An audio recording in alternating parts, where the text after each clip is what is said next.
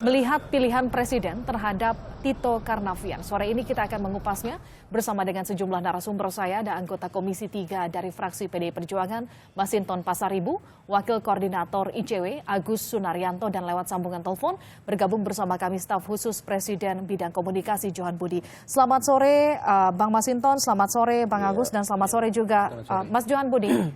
Selamat sore.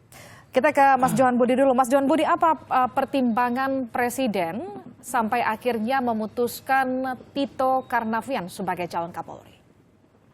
Ya, jadi sebelum menjawab itu perlu disampaikan bahwa sebelum memutus Pak Tito Karnavian sebagai calon Kapolri tunggal yang disampaikan pada DPR, Presiden mendengarkan beberapa usulan atau masukan, baik itu dari Kompolnas, kemudian juga dari internal Polri sendiri, kemudian juga dari masyarakat atau publik. Nah, masukan-masukan inilah yang kemudian dikalkulasi oleh Presiden dan kemudian diputuskanlah dari beberapa calon yang diusulkan, diputuskanlah adalah Pak Tito Karnavian. Dari banyak calon memang ada beberapa hal yang jadi fokus Presiden, sehingga dipilihlah Pak Tito Karnavian dengan berbagai parameter. Pak Presiden berharap dengan pengajuan Tito ini atau Kapolri Pak Tito Karnavian ini, Polri semakin meningkat profesionalismenya sebagai pengayom masyarakat dan juga penegak hukum, kemudian memperbaiki atau meningkatkan kualitas penegakan hukum, terutama yang berkaitan dengan tindak pidana yang dikategorikan sebagai extraordinary crime, misalnya terorisme, kemudian korupsi, kemudian juga narkoba. Dan pilihan berikutnya adalah untuk meningkatkan sinergitas antara penegak hukum juga. Nah, Pak Tito ini dianggap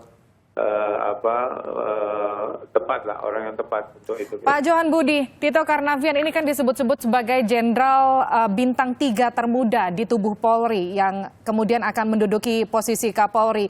Disebut melewati 5 angkatan, apakah ini nantinya tidak akan menimbulkan gejolak di tubuh Polri, Pak Johan Budi?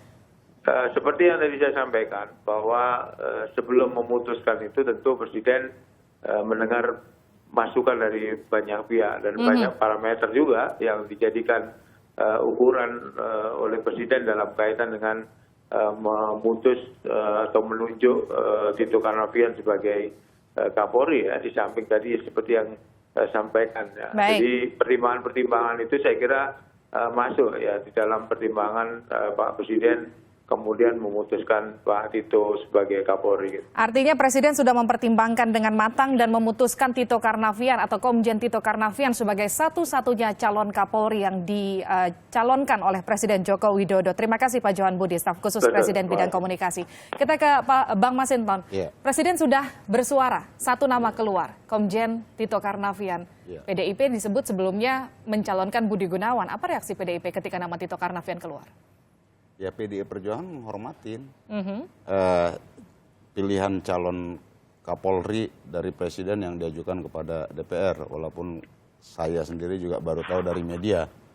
Nah, tentu dalam hal ini yang seperti dikatakan Pak Johan Budi tadi, Presiden mempertimbangkan masukan-masukan dari masyarakat dan berbagai pihak dan juga ingin fokus pada persoalan-persoalan extraordinary crime. PDIP sebelumnya sempat terkesan ngotot untuk kembali mencalonkan Budi Gunawan. Ketika nama Tito Karnavian keluar, kenapa terkesan adem ayem PDIP? Begini, cocokkah dengan nama Tito Karnavian yang juga akhirnya dicalonkan Presiden? PDI Perjuangan itu bukan dalam posisi ngotot-ngototan, tapi meletakkan PDI Perjuangan sebagai the ruling party, sebagai partai pendukung utama pemerintahan. Maka PDI Perjuangan memberikan usulan, masukan atas berbagai pertimbangan aspek senioritas, profesionalitas, dan juga pengalaman kerja dalam institusi mampu menjaga soliditas institusi kepolisian. Artinya, nah, itu sebagai sebuah usulan dari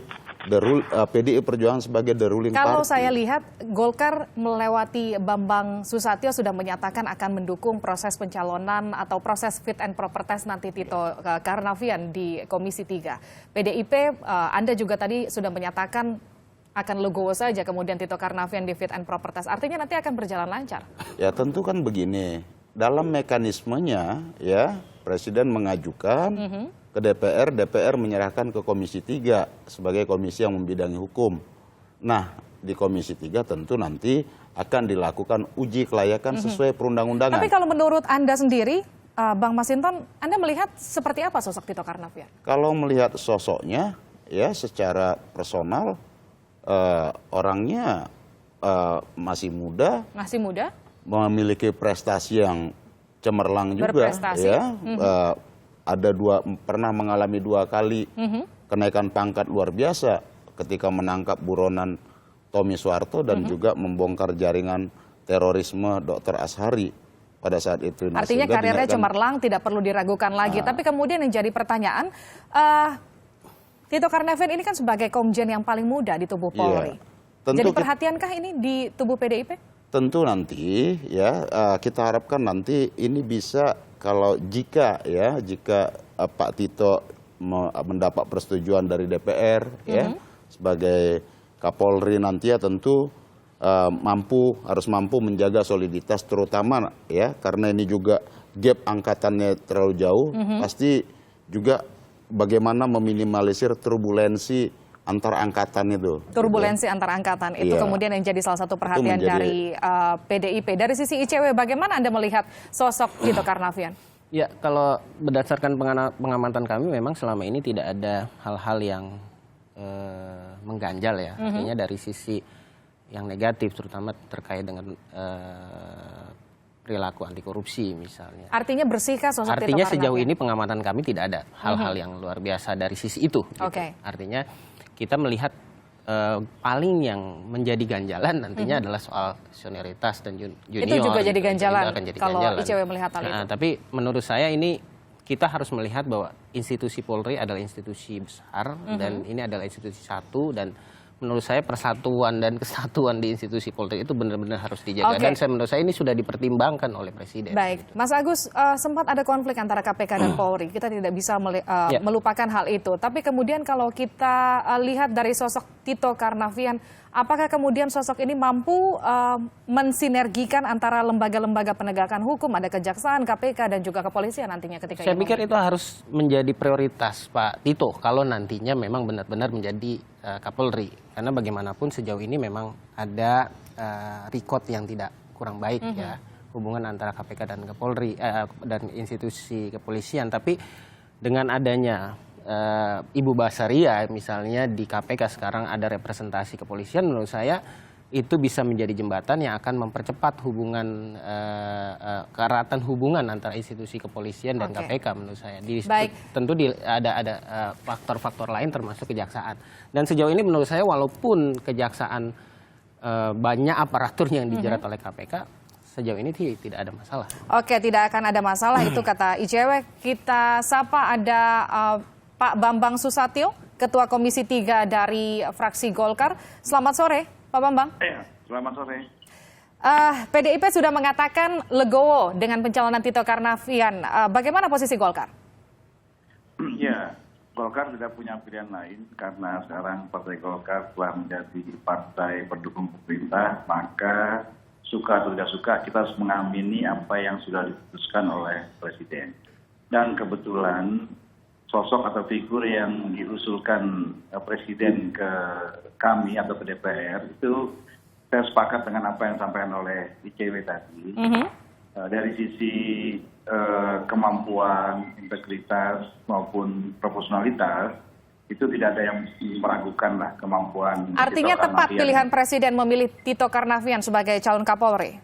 Iya, walaupun ada beberapa senior yang lebih mumpuni, tapi karena ini sudah pilihan Presiden, maka saya melihat tidak ada titik atau ruang celah untuk kita bisa menolak Tito Karnavian. Tidak ada celah untuk menolak Tito Karnavian kecuali, Pak Bambang? Ya, kecuali dari sisi senioritas, karena dia melampaui atau melompat paling tidak beberapa angkatan. Tapi menurut saya ini bisa diatasi oleh internal Polri. Bisa diatasi oleh internal Polri walaupun melampaui beberapa seniornya. Kalau saya tanyakan kapan kira-kira fit and proper test ini akan dilakukan Komisi 3 terhadap Tito? Iya, kami baru saja menerima surat dari Presiden bernomor R40/Pres/6/2016 jam 11 pagi tadi, dan kemudian dilanjutkan dengan rapat pimpinan sore tadi.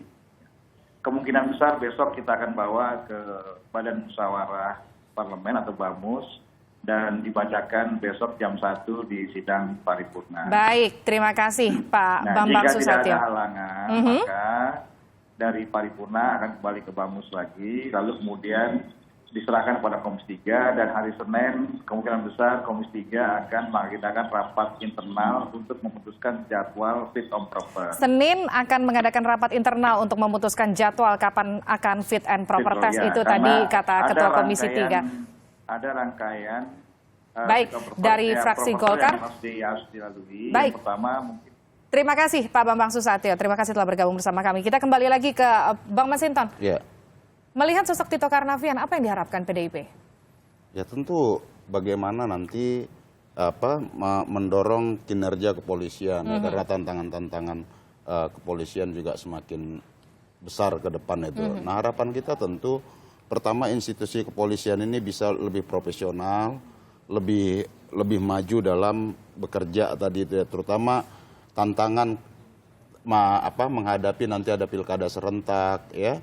Yang kemarin pilkada serentak tahun yang periode sekarang ini juga relatif bagus, ya, kepemimpinan institusi dalam kepolisian itu mengatasi itu momen-momen besar itu juga mengatasi persoalan Kamtibmas dan juga penegakan hukum. Nah, tentu harapan kita dengan pengalaman dari Pak Tito ini kita harapkan memang institusi kepolisian itu bisa mengalami kemajuan-kemajuan nantinya. Institusi kepolisian mengalami kemajuan lebih baik lagi. Senada dengan harapan ICW? Iya, kalau kami melihat memang agak lebih optimis nih karena melihat dari track record-nya tidak ada hal yang luar biasa dari sisi anti pemberantasan korupsi gitu. Nah, tentu ke depan kita berharap wajah eksekutif, wajah pemerintahan itu kan ada dalam penegakan hukum, ada di kepolisian dan kejaksaan, bukan di KPK sebenarnya.